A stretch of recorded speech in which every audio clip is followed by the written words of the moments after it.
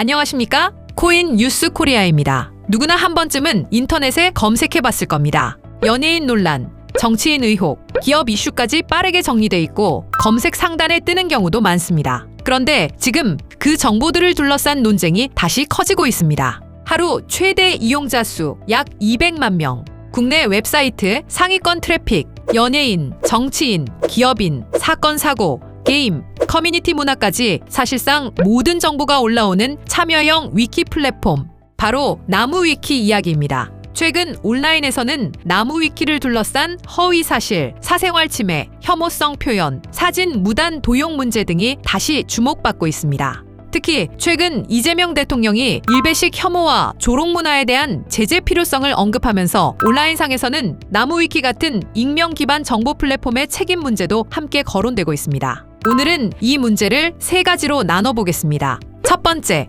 왜 나무위키 논란이 반복되는가? 두 번째, 알 권리 대 명예훼손 충돌 문제. 세 번째, 해외 위키 플랫폼과 나무위키의 차이점입니다. 먼저, 왜 이런 일이 계속 반복되는 걸까요? 가장 큰 이유로 꼽히는 건 바로 불특정 가수 편집 구조입니다. 나무위키는 누구나 문서를 수정할 수 있습니다. 익명 사용자도 가능하고 VPN 우회 접속도 가능합니다. 수정 기록 역시 계속 반복됩니다. 문제는 여기서부터 시작됩니다. 확인되지 않은 의혹이나 추측성 내용이 올라와도 누가 처음 작성했는지 특정하기 어려운 경우가 많다는 겁니다. 나무위키 관련 게시 중단 요청은 2015년 이후 큰 폭으로 늘었습니다. 2025년에는 전년보다 줄었지만 2015년과 비교하면 여전히 25배 이상 많은 수준입니다. 2015년 게시 중단 요청은 10건 수준이었지만 2019년 처음 100건을 넘겼고 2024년에는 300건 이상까지 증가했습니다. 삭제 요청 대상도 달라졌습니다. 초기에는 인터넷 방송인이나 일반 이용자 중심이었다면 최근에는 정치인, 기업 임원, 연예인, 군 장성, 대기업까지 범위가 확대됐습니다. 실제로 쇼트트랙 선수 황대헌 측은 허위 사실 문제를 이유로 문서 삭제를 반복 요청했고 카카오 임원 홍민택 CPO 역시 명예훼손을 주장하며 삭제 요청에 나섰습니다. 조국 전 장관 딸 관련 문서 역시 임시 조치가 진행된 사례가 있습니다. 그만큼 이제는 단순 커뮤니티 수준을 넘어 실제 사회적 영향력을 가진 플랫폼으로 보고 있다는 의미입니다. 여기에 최근에는 사진 문제까지 함께 커지고 있습니다. 일부 문서에서는 얼굴 사진, 가족 사진, 과거 사진 등이 당사자 동의 없이 사용됐다는 지적이 이어졌습니다. 문제는 사진은 텍스트보다 훨씬 강한 파급력을 가진다는 겁니다. 이름보다 얼굴이 더 강한 낙인 효과를 만들 수 있고 한 번 퍼진 이미지는 캡처와 재업로드를 통해 장기간 남게 됩니다. 실제로 방송통신심의위원회는 최근 인플루언서 관련 사생활, 초상권 침해 사례에 대해 접속 차단을 의결했고 일부 게시물은 삭제됐습니다. 이제 문제는 법적 영역으로까지 이어지고 있습니다. 가장 민감한 쟁점은 바로 알 권리 대 명예훼손 충돌 문제입니다. 이 부분이 법적으로 가장 애매하다는 평가가 많습니다.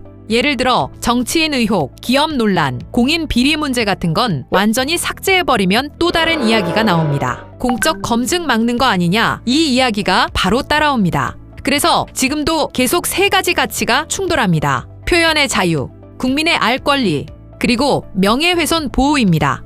실제로 공인의 경우 일반인보다 더 넓은 검증이 허용된다는 판례도 존재합니다. 반대로 직무와 무관한 사생활이나 허위 사실은 보호 대상이라는 주장도 강합니다. 즉, 모든 비판을 막을 수도 없고 모든 폭로를 허용할 수도 없는 상태인 겁니다. 삭제하면 검열 논쟁이 나오고 방치하면 명예훼손 논쟁이 커집니다. 그리고 그 사이에서 피해자들은 글 하나가 아니라 검색 결과 전체와 싸운다는 말까지 나오고 있습니다. 많은 사람들이 나무위키를 해외 위키 시스템과 비슷하다고 생각하지만 실제 운영 방식은 꽤 다릅니다. 대표적으로 해외 위키포럼이나 위키백과 같은 플랫폼은 출처 검증 시스템을 굉장히 중요하게 봅니다. 특히 생존 인물 문서의 경우 신뢰 가능한 제3자 출처, 검증 가능성, 중립성 기준 이 세 가지를 굉장히 엄격하게 적용합니다.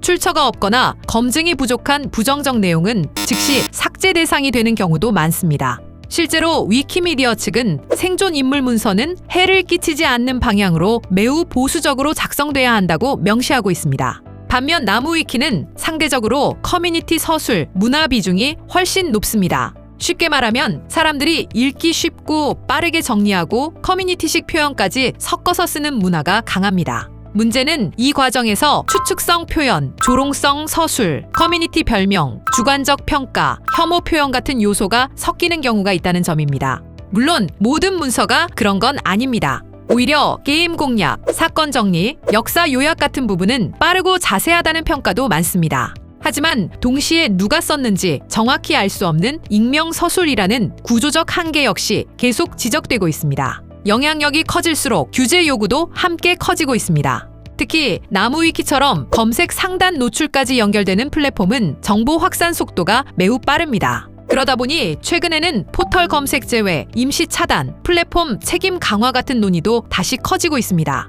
하지만 여기서 또 다른 우려도 나옵니다. 정치적 비판이나 공익적 문제 제기까지 광범위하게 차단될 경우 표현의 자유 침해 논쟁이 커질 수 있다는 겁니다. 결국 중요한 건 균형입니다. 인터넷 정보는 굉장히 빠르게 퍼집니다. 하지만 빠르게 퍼진 정보가 항상 사실인 건 아닙니다. 특히 익명 편집 구조의 플랫폼이라면 더 그렇습니다. 그래서 나무위키 내용을 볼 때도 기사, 공식 자료, 판결문, 인터뷰 같은 실제 출처를 한 번 더 확인해보는 과정이 필요하다는 목소리가 커지고 있습니다. 결국 중요한 건 무조건 믿는 것도 무조건 부정하는 것도 아니라 한 번 더 팩트 체크를 해보려는 태도인지도 모릅니다.